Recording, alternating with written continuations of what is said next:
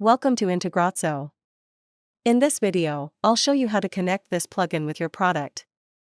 You can find the plugin download link in the description below. Let's get started. After activating the plugin, go to the plugin setup page from your WordPress dashboard. Now click on Select Plugin. A pop-up will open. Choose your plugin from the list. Next, click on Select Product. A pop-up will open. Choose your product from the list. After selecting both, click on the Save and Next button. Next, in Step 2, add your account authentication details. First, enter your account name for identification. Next, select your account data center name. Next, click the Authenticate and Next button.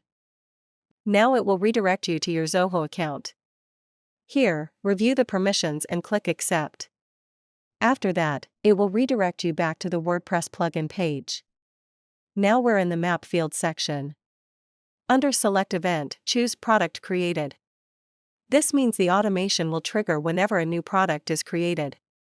Now, select the required action from the drop-down menu. Next, choose the organization from the list. After selecting both, click on the Save and Next button. Now the field mapping area will open. On the left side, the WooCommerce fields will appear, and on the right side, the product fields will appear. Here, simply map the fields. After completing the field mapping, click on the Save Mapping button. Now the integration is completed successfully. Next, go to the Setup page. Here, all your integrations will be listed. You can enable or disable any integration using the toggle button. Next, click on the Logs tab at the top. Here, all the entries are listed, including successful and failed records.